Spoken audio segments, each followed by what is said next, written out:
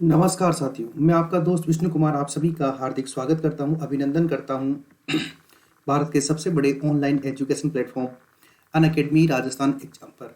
साथियों, ये जो राजस्थान एग्जाम चैनल है ये आपके लिए डेडिकेट है आरपीएससी और आरएसएम एसएसबी बोर्ड की जितनी भी अपकमिंग एग्जाम है उनके लिए, सभी विषयों के लिए। और इसी कड़ी में मैं विष्णु कुमार जैकेट आपके साथ हूँ राजस्थान ज्योग्राफी, इंडियन ज्योग्राफी और वर्ल्ड ज्योग्राफी के लिए।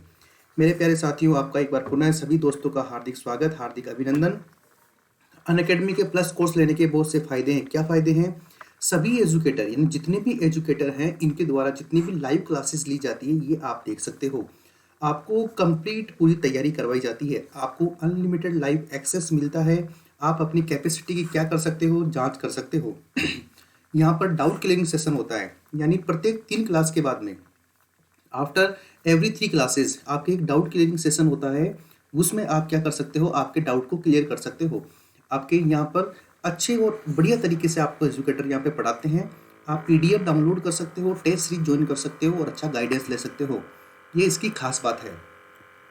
करना क्या है, आपको अनअकैडमी का लर्निंग ऐप डाउनलोड करना है और आपके मोबाइल नंबर यहाँ पर रजिस्टर्ड करके अपने आप को सेल्फ वेरीफाई करना है, जिससे आप यहाँ पर रजिस्टर्ड हो जाओगे। उसके बाद में आरपीएससी सेक्शन में जाके प्लस पे क्लिक करके आप यहाँ पे कोर्स परचेज कर सकते हो। और आपको जानकर ताजुब होगा, केवल 350 रुपये महीने में, ओनली 350 रुपीज़ पर मंथ आप 24 महीने के लिए जो है कोर्स ले सकते हो। और यहीं पर आप विष्णु कुमार जांगिड़ को फॉलो कर लीजिए, जिससे आने वाली जितनी भी एग्ज़ाम है और जितनी भी टेस्ट सीरीजेज है वो आप सभी को यहाँ पर मिल सके, वो भी फ्री ऑफ कॉस्ट। इसी कड़ी में हम आगे बढ़ते हैं। मेरा रेफरल कोड है विष्णु1। रेफरल कोड क्या है? VISHNU। तो इसका ध्यान रखिएगा। और इस रेफरल कोड का अगर आप यूज करेंगे तो आपको 10% जो है ऑफ मिलेगा मेरे प्यारे साथी। इसी कड़ी में आगे बढ़ते हैं। तो देखिए, जो अपने कदमों की काबिलियत पर विश्वास रखते हैं वो ही अक्सर मंजिल तक जाते हैं। इसमें तो कोई दो राय नहीं होनी चाहिए आपको, और नहीं है, बहुत अच्छी बात है। हमारा टॉपिक जो चल रहा था उसका नाम है एग्रीकल्चर इन राजस्थान। ठीक है, थोड़ी सी चीज़ें बाकी रही है। हमने बहुत ही अच्छे तरीके से जो हमारा एग्रीकल्चर वाला टॉपिक क्या कर लिया है, कंप्लीट कर लिया है। एग्रीकल्चर इन राजस्थान यानी राजस्थान में कृषि। और इसी कड़ी के अंदर हम आगे बढ़ते हैं तो हम देखते हैं कि कृषि को मानसून का जुआ बोलते हैं, मैदानी बाग को इसका हृदय स्थल बोलते हैं। और अरावली जो रीजन है इसके अंदर सबसे कम एग्रीकल्चर होती है, रोजगार देता है। उसके बाद हम देखते हैं कार्यशील जोत के बारे में हमने देखा, टाइप ऑफ एग्रीकल्चर के बारे में हमने देखा, और जो एमएसपी जो इशू चल रहा है उसके बारे में हमने देखा। जो आपकी हरित क्रांति और अन्य जितनी भी क्रांतियां हैं इसके बारे में चर्चा करी। और जो हमारे एग्रीकल्चर इंस्टीट्यूशन है आपके राजस्थान में, जिनका मुख्य उद्देश्य कृषि के व्यवसाय को, कृषि के उत्पादन को बढ़ावा देना है और किसानों की आय को बढ़ाना है और किसानों को पूरी सुविधाएं प्रदान करना है, वो यही इंस्टीट्यूशन है साथी। और उसके बाद हमने देखा सेंटर ऑफ एक्सीलेंस। ये क्या होता है सेंटर ऑफ एक्सीलेंस? कोई भी सरकार किसी भी चीज़ के लिए उत्पादकता और उत्पादन दोनों को बढ़ाने के लिए विशेष प्रयास करती है। और यहाँ पर एग्रीकल्चर साइंटिस्ट जो हैं वो लगातार अच्छे से काम करते हैं। तो इसी क्षेत्र के लिए जो है सेंटर ऑफ एक्सीलेंस खोला जाता है। उसके बाद हमने देखा था विशिष्ट मंडियाँ, यानी कौन सी मंडी कहाँ पर है। कई बार यहाँ से प्रश्न आया हुआ है। जैसे बीकानेर में आपके मूंगफली मंडी है, ऐसे ही आपके जो केंद्रीय फार्म है वो आपके श्री गंगानगर में है। जीरा मंडी, काजरी, आफरी आपके जोधपुर में है। ईसबगोल मंडी आपके जालोर में है। मेहंदी मंडी आपके पाली सोजत में है। उसके बाद हमने देखा था हमारी एग्रीकल्चर जो रिसर्च इंस्टीट्यूट है राजस्थान में, इनके बारे में। तो सबसे पहले हमने देखा था जो आपके सीड स्पाइसिस यानी बीज मसाला अनुसंधान केंद्र है, ये आपके तबीजी अजमेर में है। National research centre for arid horticulture ये आपके बीकानेर में है। और सरसों के लिए जो राष्ट्रीय अनुसंधान केंद्र है वो आपके सेवर भरतपुर में है। उसके बाद हमने देखा था जो आपकी बहुत सारी किस्में हैं, ठीक है ना, ये जो हाइब्रिड जो बीज हैं बाजरा के और जो गेहूं के, कपास के, जूट के और मक्का के, इनके बारे में हमने क्या किया था, डिस्कशन किया था यहाँ पे। उसके बाद आगे आज देखते हैं, हम बात करते हैं कृषि गणना। साथियों, आप जानते हो जिस प्रकार से जनगणना होती है और जनगणना प्रत्येक 10 वर्ष में होती है, पहली बात। दूसरी बात, जिस प्रकार से पशु गणना होती है और पशु गणना प्रत्येक 5 वर्ष में होती है। जिस प्रकार आप जानते हो वन गणना होती है, वन गणना प्रत्येक 2 वर्ष में होती है। ठीक उसी प्रकार कृषि गणना आपकी प्रत्येक 5 वर्ष के अंदर होती है। और 5 वर्ष के अंदर जो कृषि गणना होती है वो कौन कराता है? आपके कृषि व सहकारिता विभाग के द्वारा आपकी ये गणना करवाई जाती है। हम बात करें 2010-11 के अंदर जो गणना हुई थी वो 9वीं गणना हुई थी। और 2015-16 के अंदर जो गणना हुई वो आपके 10वीं गणना हुई थी साथियों। ठीक है, उसके बाद आगे चलते हैं, हम बात करें सर्वाधिक उत्पादन की। राजस्थान में सर्वाधिक उत्पादन का, तो देखो तिलहन की अगर हम बात करें तो तिलहन के अंदर राई और सरसों का उत्पादन राजस्थान में सबसे ज़्यादा होता है, नंबर 1 पॉइंट है ये। नंबर 2, अनाज की बात करें तो अनाज में गेहूं का उत्पादन सबसे ज़्यादा होता है। नंबर 3, दालों की बात करें तो दालों में चने का उत्पादन सबसे ज़्यादा होता है। अगर हम बात करें सबसे ज़्यादा कृषि का क्षेत्रफल कौन से जिले में है, तो देखिए सबसे ज़्यादा कृषि का क्षेत्रफल आपके बाड़मेर में है। देखो प्रश्न को ध्यान से समझिएगा, सर्वाधिक कृषित क्षेत्र यानी कृषि उत्पादन की बात नहीं कर रहा है, जहाँ पर किसान बीज की बुआई करता है उसकी बात कर रहा है कि सबसे ज़्यादा जो कृषि का कृषित क्षेत्रफल है वो आपके बाड़मेर में है। और सबसे कम जो कृषित क्षेत्रफल है वो आपके राजसमंद में है। राजसमंद में क्यों? क्योंकि राजसमंद में जो आपकी पठारी भूमि है, ठीक है ना, जो आपकी पठारी भूमि है ये आपके राजसमंद में ज़्यादा है, और इसी वजह से जो है राजसमंद के अंदर सबसे कम आपकी क्या है, कृषि क्षेत्र है। ध्यान रखिएगा, इस प्रश्न के अंदर कंफ्यूज नहीं होना। कृषि का उत्पादन ज़्यादा होता है वो अलग जगह है, कृषि का जो क्षेत्र है जो ज़्यादा है वो अलग जगह है। और यह बोल रहा है कि कृषि का सर्वाधिक कृषित क्षेत्रफल यानी कितने क्षेत्र के अंदर किसान ने हल चलाया है, ये सबसे ज़्यादा बाड़मेर में है और सबसे कम कहाँ पर है, आपके राजसमंद में है। क्यों क्यों है राजसमंद में सबसे ज़्यादा? क्योंकि यहाँ पर पठारी भूमि जो है ये ज़्यादा है। उसके बाद बात करें हम मेहंदी की, तो मेहंदी देखिए गिलुंड, गिलुंड एक जगह है आपके राजसमंद में और एक जगह है सोजत, और सोजत कहाँ पर है, आपके पाली जिले में है। तो यहाँ की जो मेहंदी है ये बहुत ज़्यादा फेमस है, गिलुंड, राजसमंद और सोजत पाली की। यहाँ पर सर्वाधिक उत्पादन होता है आपके मेहंदी का।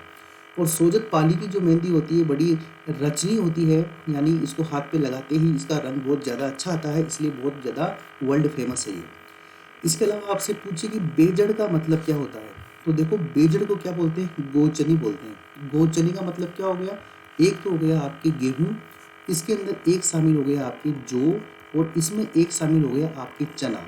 जब इन तीनों को एक साथ मिलाकर हम मिक्स करके इसका आटा बनाते हैं तो इससे जो आटा निकलता है उसे आप क्या बोलते हो, बेजड़ बोलते हो या गोचनी बोलते हो। जयपुर कभी आप पधारो तो आप देखिएगा जयपुर के अंदर बेजड़ की रोटी बहुत फेमस है, ठीक है ना। जयपुर के अंदर जो बेजड़ है इसकी रोटी बहुत ज़्यादा फेमस है, तो आप कभी आओ जयपुर तो इसको ज़रूर खाना।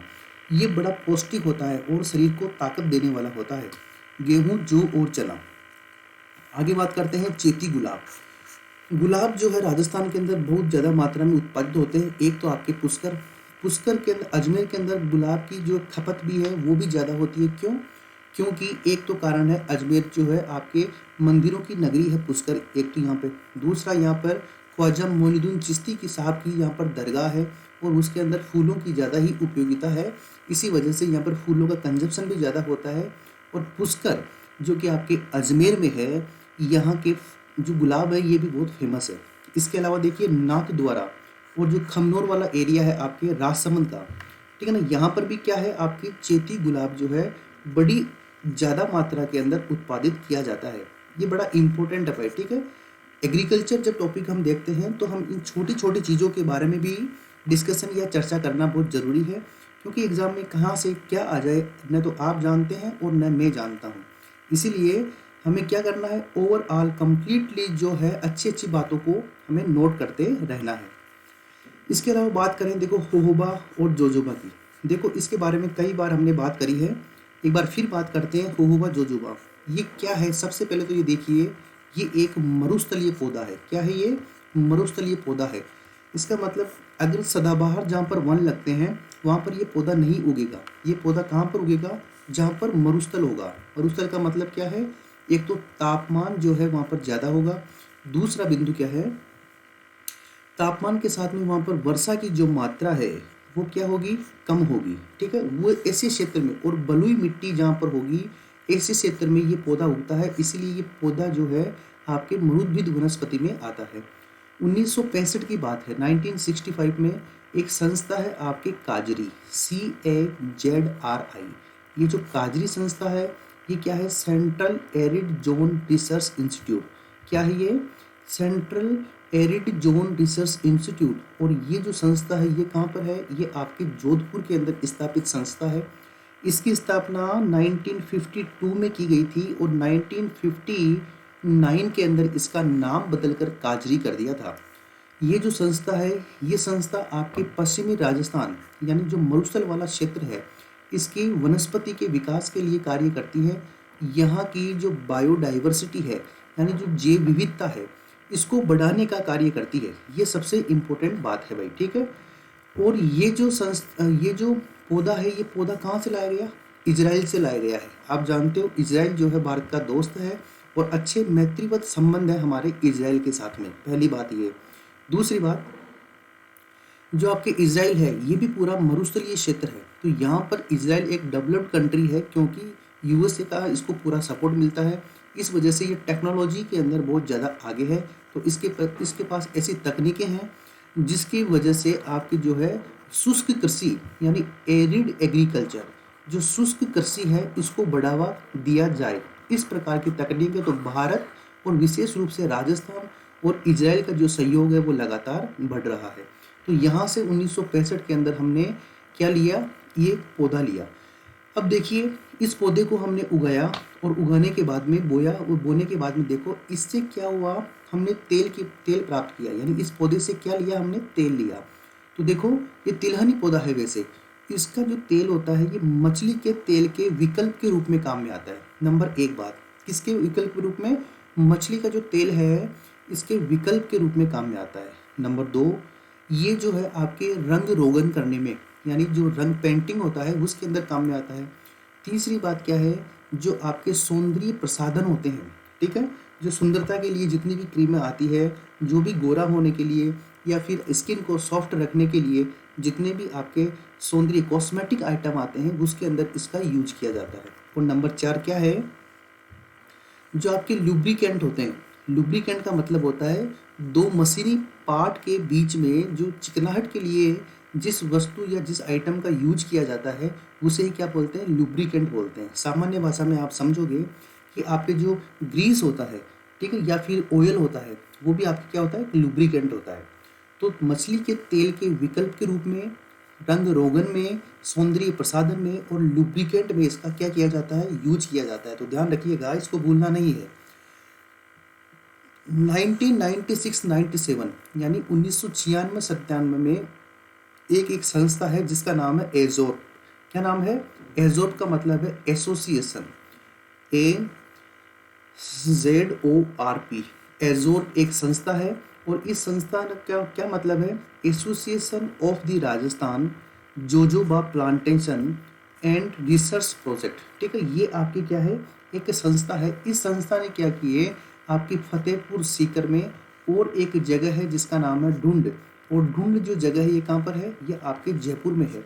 यहाँ पर इसने क्या किया है, आपके होहोबा जोजोबा के लिए जो है फार्म स्थापित किए हैं और यहाँ से जो है होहोबा जोजोबा का उत्पादन किया जा रहा है। बात समझ गए आप? तो ये था होहोबा जोजोबा। एक बात का और ध्यान रखिएगा, एक आपने पौधा का नाम सुना होगा जिसका नाम है रतन जोत। क्या नाम है? रतन जोत। रतन जोत पौधे की क्या खास बात है? ये एक तो बायोडीजल पौधा है। कैसा पौधा है ये? बायोडीजल पौधा है। बायोडीजल का क्या मतलब है? यानी ऐसा पौधा, इससे निकलने वाला जो तेल है इसको आप, जो आपके जीवाश्म ईंधन होता है, जो आप गाड़ी में पेट्रोल डालते हैं, तो इसमें 5% की मात्रा में आपको बायोडीजल मिलाना होता है, जिससे आपका जो वाहन है उस वाहन का जो माइलेज है उसके अंदर बढ़ोतरी होती है। तो ये एक इम्पोर्टेंट चीज़ है। रतनजोत की खेती आपके दक्षिणी राजस्थान में की जाती है। ध्यान रखना, रतनजोत की खेती कहाँ पर की जाती है? आपके दक्षिणी राजस्थान में की जाती है। और इसी वजह से एक जगह है जिसका नाम है कालरावास। क्या नाम है? कालरावास। और ये जो कालरावास जगह है ये कहाँ पर है? आपके उदयपुर में है। कहाँ पर है साथी? उदयपुर में। तो ये जो कालरावास जगह है, यहाँ पर रतन जोत से बायोडीजल बनाने की रिफाइनरी लगाई गई है। क्या लगाई गई है? रिफाइनरी। रिफाइनरी किस बात की है? रतन जोत पौधे से बायोडीजल बनाने की जो रिफाइनरी है वो कहाँ पर लगाई गई है? कालरावास में। और कालरावास कहाँ पर है? आपके माउंटेन और फाउंटेन का शहर और झीलों की नगरी जिसका नाम क्या है? उदयपुर। यहाँ पर आके ये स्थित है। ये बहुत इंपॉर्टेंट बात है भाई, ध्यान रखिएगा। और इस पौधे का नाम क्या है? रतन जोत। ध्यान रखना, रतन जोत जो पौधा है ये आपके मरुस्थलीय पौधा नहीं है, ये आपके बायोडीजल पौधा है। कौन सा पौधा है? बायोडीजल पौधा है। और इसका जो रिफाइनरी है वो आपके उदयपुर में लगाया गया है। और इसको इसलिए नोट करना आप अपनी कॉपी में, क्योंकि ये जो है आपके इकोनॉमिक सर्वे के अंदर लिखा हुआ है भाई। कहाँ पे लिखा हुआ है?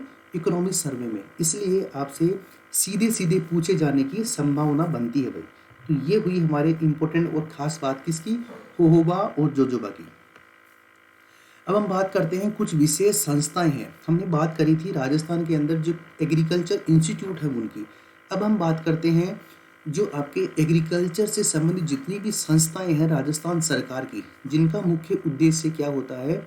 किसान को पूर्ण रूप से सुविधा उपलब्ध करवाना, किसान की उपज को बढ़ावा देना और उपज को बढ़ने के बाद में उसका विक्रय करना, और विक्रय नहीं हो तो उसका भंडारण करना। ठीक है, ये सभी काम क्या है? उसको किसान को प्रमाणिक बीज उपलब्ध करवाना। इन सभी के लिए एक एक संस्था बनाई गई है आपके राजस्थान में। तो इसके बारे में आपको पता होना अनिवार्य है। तो देखिए नंबर 1 हम बात करें कृषि विपणन निदेशालय यानी डायरेक्टरेट ऑफ एग्रीकल्चर मार्केटिंग। इसकी स्थापना आपके 1980 यानी 1980 में की गई थी। कृषि विपणन निदेशालय, विपणन का मतलब क्या होता है? मार्केटिंग। यानी किसान ने जो है, मान लिया मैं किसान हूँ और मेरा जो खेत है वो बीकानेर में है, मैंने 500 बोरी मूंगफली की उत्पादित कर ली। अब मैं कहाँ पर बेचूंगा? ठीक है, तो अगर मैं उसको बेचने में सक्षम नहीं हूँ तो राजस्थान का जो डिपार्टमेंट है आपके डायरेक्टरेट ऑफ एग्रीकल्चर मार्केटिंग, ये क्या करेगा? मुझे सुविधाएं प्रदान करेगा कि मैं मेरी 500 बोरी मूंगफली को किस तरीके से बेचूं। ठीक है, तो ये इस डिपार्टमेंट का मुख्य कार्य है। नंबर 2 बात करते हैं राजस्थान राज्य कृषि विपणन बोर्ड। जो कृषि का जो विपणन है यानी जो मार्केटिंग बोर्ड है, मार्केटिंग करने के लिए जो पूरे राजस्थान लेवल के ऊपर कार्य करने वाली संस्था है, उसका नाम क्या है? राजस्थान राज्य कृषि विपणन बोर्ड है। और इसकी स्थापना कब हुई? आपके 1974 में। नंबर 3 बात करें राजस्थान राज्य भंडारण निगम। साथियों, ये जो राजस्थान राज्य भंडारण निगम है, इसकी स्थापना 1957 में की गई थी। इसका मुख्य उद्देश्य क्या है? ध्यान दीजिएगा। कृषि के संबंधित आगते, आगते का मतलब है बीज, कृषि में यूज होने वाले रसायन, जैविक कृषि के अंदर यूज होने वाले कार्य, इसके अलावा आपके जो कृषि के यंत्र हैं, इन सभी का वैज्ञानिक रूप से और लंबे समय तक भंडारण करने की जिम्मेदारी राजस्थान राज्य भंडारण निगम की है। और इसकी स्थापना 1957 में की गई थी। उसके बाद जब किसान के पास फसल उत्पादित हो गई तो उस उत्पादित होने वाली फसल का भी भंडारण कौन करता है? आपके राजस्थान राज्य वेयरहाउस कॉरपोरेशन यानी भंडारण निगम करता है। और ध्यान दीजिएगा, राजस्थान के 31 जिलों के अंदर इसके 93 भंडार गृह हैं। कितने भंडार गृह हैं? 93 भंडार गृह हैं राजस्थान के 31 जिलों में। और दूसरी बात देखिए, इनकी जो क्षमता है वो 14 लाख टन से ज़्यादा इनकी क्षमता है। तो देखिए, ये जो भंडारण निगम है ये लगभग कितनी फसलों का भंडारण कर सकता है? 14 लाख 14 लाख टन, इतना जो है ये भंडारण कर सकता है। इतना कैपेसिटी है इसके पास में। बताओ, कोई व्यक्ति जो है, पर्टिकुलर व्यक्ति है, उस व्यक्ति इतना कैपेसिटी से कोई स्टोरेज कर सकता है? नहीं पॉसिबल है, क्योंकि इतना इन्वेस्टमेंट सरकार के अलावा कोई नहीं कर सकता। नंबर 4 देखिए, राजस्थान बीज प्रमाणीकरण संस्था। इसकी स्थापना आपके 1977 में हुई थी। साथियों, बीज 3 प्रकार के होते हैं। एक आपके ब्रीडर बीज होते हैं और एक सर्टिफाइड बीज होते हैं। जो सर्टिफाइड बीज होते हैं वही किसान काम में लेता है। और जो सर्टिफाइड होता है, तो सर्टिफाइड कहाँ से होता है? एक तो आपके नेशनल सीड सर्टिफाइड ऑर्गेनाइजेशन है, वो इसको सर्टिफाइड करती है। एक राजस्थान के अंदर आपके राजस्थान राज्य बीज प्रमाणीकरण संस्था है। और राजस्थान राज्य बीज प्रमाणीकरण संस्था की स्थापना आपके 1977 में हुई थी। और यही आपके जो है प्रमाणिक बीज किसानों को उपलब्ध करवाती है। यही इसका मुख्य कार्य है। आगे बढ़ते हैं, हम देखते हैं नंबर 5। एक संस्था है जिसका नाम है राजफेड, राजस्थान फेडरेशन। ठीक है, तो इसका जो है राजस्थान राज्य सहकारी क्रय विक्रय संघ। सहकारी का मतलब जानते हो, यानी एक सबके लिए और सब एक के लिए। इस सिद्धांत के ऊपर कार्य करती है आपके सहकारी समिति। 1904-1905 का ये समय है जब आपके अजमेर के अंदर सबसे पहले सहकारी समिति की स्थापना की गई थी और उस जगह का नाम है बिनाई।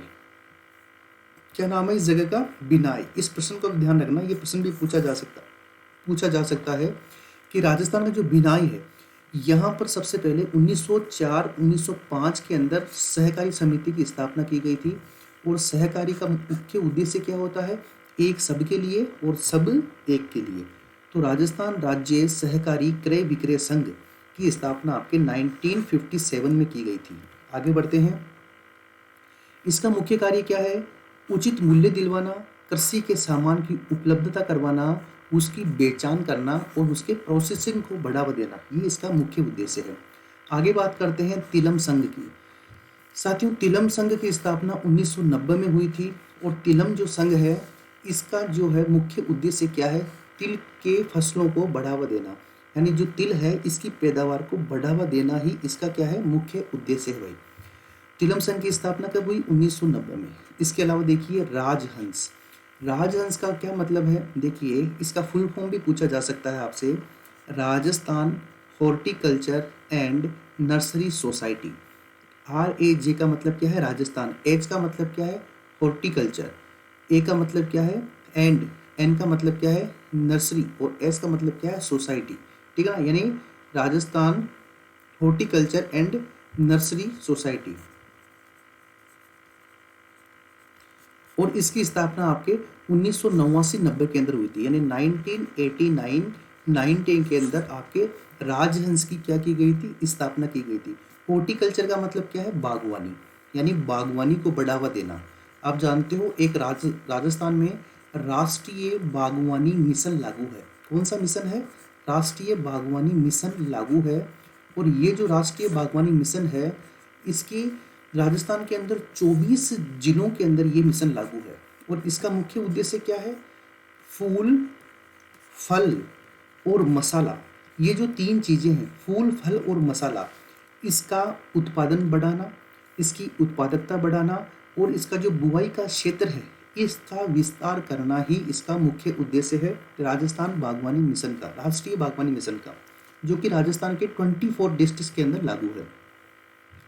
आगे बात करते हैं राजस्थान उद्यानिकी एवं नर्सरी विकास समिति। इसकी स्थापना आपके 2006-2007 में की गई थी। इसके अलावा उद्यानिकी विकास की बात करें तो इसके अंदर ये सबसे इम्पोर्टेंट यही तथ्य है, राजस्थान उद्यानिकी एवं नर्सरी विकास समिति ये उद्यानिकी को बढ़ावा देने का मुख्य रूप से काम करती है आपके राजस्थान में। इसके अलावा देखिए राजस्थान कृषि प्रबंध संस्थान, आपसे पूछ ले कि राजस्थान एग्रीकल्चर मैनेजमेंट इंस्टीट्यूट यानी RAMI, ठीक है, राजस्थान एग्रीकल्चर मैनेजमेंट इंस्टीट्यूट ये कहाँ पर है? तो ये आपके एक तो नवाबों का शहर जो टोंक है इसमें है और दूसरा राजस्थान की जो शैक्षणिक नगरी है कोटा, यहाँ पर ये स्थित है। तो ये कुछ प्रमुख संस्थाएं थी जिसके बारे में हमने डिस्कशन किया। आगे देखो, आपसे पूछे कि राजस्थान में लीची की खेती कहाँ पर होती है, तो ध्यान रखना बांसवाड़ा और कुंभलगढ़। कुंभलगढ़ कहाँ पर है? आपके राजसमंद में है। कहाँ पर है? राजसमंद में। तो एक तो बांसवाड़ा में, एक कुंभलगढ़ में जो है आपके लीची की खेती ज़्यादा होती है। अगर आपसे पूछे कि राजस्थान में जैतून की रिफाइनरी कहाँ पर लगाई गई है, तो आप जानते हो लून करनसर। और लून करनसर कहाँ पर है? बीकानेर में है। यहाँ पर आपके जैतून की क्या लगाई गई है? रिफाइनरी लगाई गई है। ध्यान रखिएगा, इस लून करनसर को क्या बोलते हैं? राजस्थान का राजकोट बोलते हैं। क्या बोलते हैं? राजस्थान का राजकोट। ठीक है, ये इंपॉर्टेंट बात है, इसे राजस्थान का क्या बोलते हैं? राजकोट के नाम से जाना जाता है। तो आगे देखते हैं, जो जैतून रिफाइनरी है ये कहाँ पर लगी? आपके लून करनसर में लगी और ये कहाँ पर है? आपके बीकानेर में। आगे देखते हैं, खजूर की टिश्यू कल्चर प्रयोगशाला कहाँ पर है? ये जोधपुर में है। कहाँ पर है साथी? खजूर की टिश्यू कल्चर प्रयोगशाला कहाँ पर है? आपके जोधपुर में है। इसको पूछा जा सकता है भाई, ठीक है। मैंने आपको एक चीज़ बताई थी कि राजस्थान के अंदर जो एग्रीकल्चर के लिए कुछ एक्सीलेंस सेंटर ओपन करते हैं, तो मैंने बताया था जैसलमेर का एक फार्म है जिसका नाम है भोज का फार्म। क्या है? भोज का फार्म। ये जो भोज का फार्म है ये कहाँ पर है? आपके जैसलमेर में है। और इस भोजका फार्म के अंदर खजूर के लिए क्या लगाया गया है, एक एक्सीलेंस सेंटर बनाया गया है, सेंटर ऑफ एक्सीलेंस बनाया गया है। और आपको पता है खजूर की मंडी कहाँ पर है, ये आपके बीकानेर में है, ठीक है ना। या खजूर अनुसंधान संस्था है वो कहाँ पर है, आपके बीकानेर में है। तो ध्यान रखना, खजूर की जो टिश्यू कल्चर प्रयोगशाला है वो जोधपुर में है। खजूर के लिए जो एक्सीलेंस सेंटर है ये आपके भोजका फार्म जैसलमेर में है। और खजूर के लिए जो आपके अनुसंधान संस्था है ये आपके बीकानेर में है। एग्जाम में कुछ भी पूछे आप अकॉर्डिंग टू प्रश्न को देखते हुए आंसर देना है। इसके अलावा देखो, राजस्थान में किसान आयोग का गठन किया गया, कब किया गया, 26 नवंबर 2011 में। इसके अलावा देखिए, एक जैतून रिफाइनरी, ये हमने बात कर ली, ये कहाँ पर है, आपके लून करंसर में है। ओलिव टी, इसका मतलब है, जैतून का मतलब क्या होता है, शांति के प्रतीक है। जैतून की पत्तियां आपके संयुक्त राष्ट्र जो है उसके झंडे के अंदर शामिल है, ग्रीन कलर की पत्तियां, ये शांति का प्रतीक होती है। और जैतून रिफाइनरी लून करंसर में है। और जैतून की जो चाय है उसके उत्पादन में राजस्थान पूरे भारत में पहले स्थान पर है। और आपको जानकर खुशी होगी कि इजराइल जो है उसने, इजराइल के राष्ट्रपति जो है बेंजामिन नेतान्यू, वो जब हिंदुस्तान आए थे तो राजस्थान के अंदर जैतून की चाय का सेवन किया था। और उन्होंने क्या है, इसकी बढ़ाई करी है। और उन्होंने बताया है कि आप ये जो तकनीक है, जिस तरीके से आप इसका उत्पादन करते हो वो हमें भी बताइए, हम भी करेंगे। तो ये कुछ खास बातें थी साथियों आज की क्लास की चर्चा में। एक बार वापस देखते हैं। हमने आज देखा राजस्थान में एग्रीकल्चर की जो इम्पोर्टेंट इंस्टीट्यूट है उनके बारे में चर्चा की। होहोबा जोजोबा क्या है, रतन जोत क्या है, इसके बारे में देखा। राजस्थान के अंदर जो उत्पादन होता है उसके बारे में चर्चा करी, कृषि गणना की चर्चा करी। और उसके अलावा जो आपकी विभिन्न किस्में हैं इसके बारे में हमने क्या किया, इसमें डिस्कशन किया साथियों आज के लिए इतना ही है। इसके आगे की जो भी टॉपिक होगा वो उसको कल कवर करेंगे। और इसके आगे का जितना भी इम्पोर्टेंट बातें हैं उसको जो है कल हम कवर कर लेंगे। और उसके बाद में राजस्थान की सरकार की जितनी भी आपकी योजनाएं हैं जो इकोनॉमिक सर्वे में दे रखी है उसके बारे में डिस्कशन करेंगे। और आपका टॉपिक पूरा का पूरा कंप्लीट हो जाएगा। और 80 से 90% जो आपके एग्ज़ाम में क्वेश्चन आएंगे उसको कवर करने की पूरी तैयारी हमने कर ली है। ठीक है साथियों, तो आज के लिए इतना ही है। ध्यान रखिएगा अपना, स्वस्थ रहिए, खुश रहिए, मस्त रहिए और अपनी तैयारी को आगे बढ़ाते रहिए। तब तक के लिए नमस्कार, जय हिंद, जय भारत।